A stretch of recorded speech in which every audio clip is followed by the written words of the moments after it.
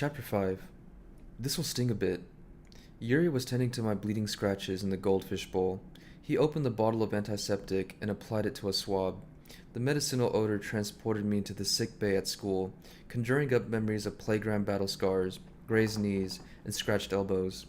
I remember the warm, cozy feeling of being taken care of by Matron, bandaged and rewarded for my bravery with a boiled sweet. Then the sting of the antiseptic on my skin brought me back sharply to the present, where the injuries I presented were not so easily remedied. I winced. My head feels like she hit me with a fucking hammer. It's a nasty bruise. You'll have a lump tomorrow. We'd better keep an eye on it. Yuri shook his head. I never should have left you alone with her.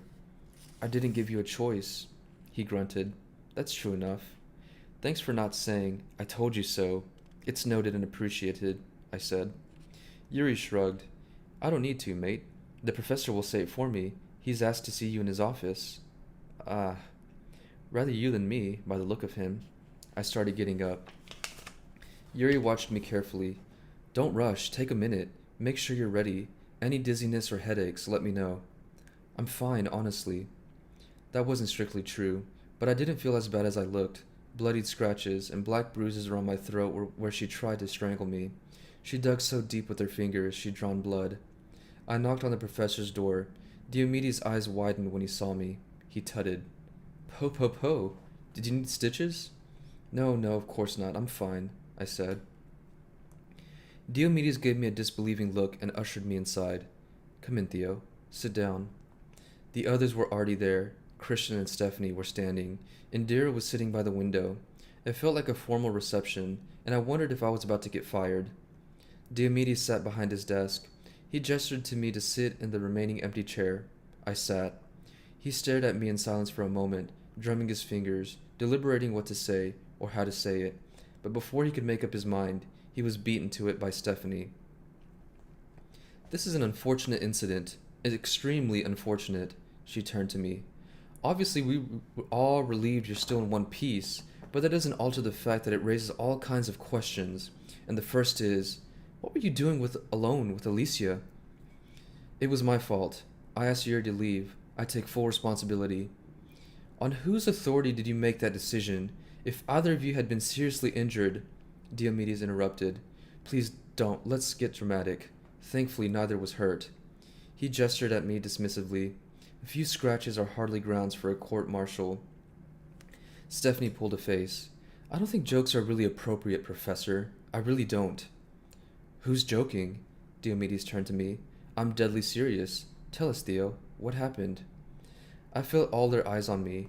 I addressed myself to Diomedes. I chose my words carefully. Well, she attacked me. That's what happened. That much is obvious, but why? I take it was unprovoked? Yes, at least consciously. And unconsciously? Well, obviously Alicia was reacting to me on some level. I believe it shows us how much she wants to communicate. Christian laughed.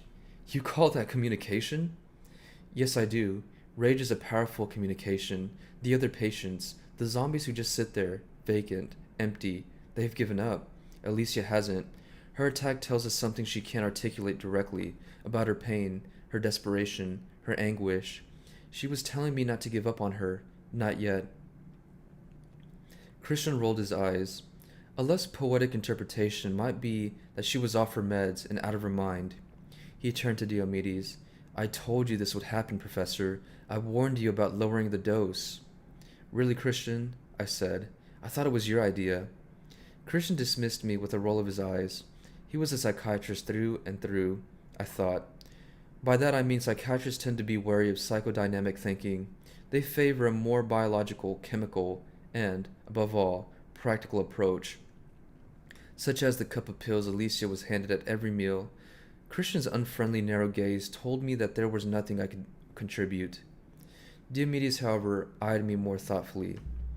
It hasn't put you off, Theo. What happened? I shook my head. On the contrary, I'm encouraged. Diomedes nodded, looking pleased. Good, I agree. Such an intense reaction to you is certainly worth investigating. I think you should keep going. At this, Stephanie could restrain herself no longer.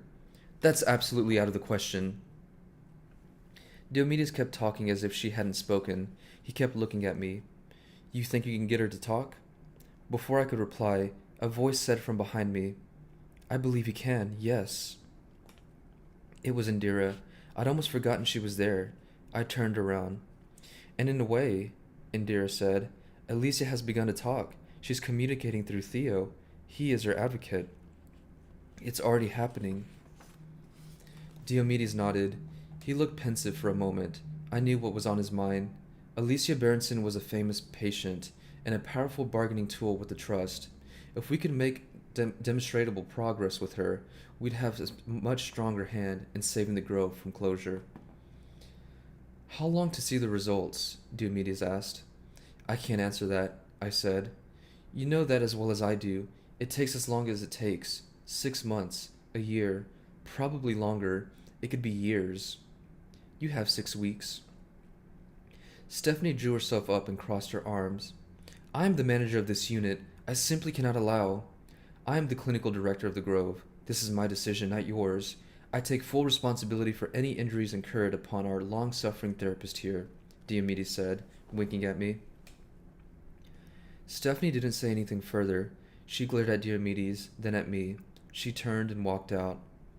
Oh dear, Diomedes said. You appear to have made an enemy of Stephanie. How unfortunate. He shared a smile with Indira, then gave me a serious look. 6 weeks, under my supervision. Understand? I agree. I had no choice but to agree. 6 weeks, I said. Good. Christian stood up, visibly annoyed. Alicia won't talk in 6 weeks, or 60 years. You're wasting your time. He walked out. I wonder why Christian was so positive I would fail, but it made me even more determined to succeed.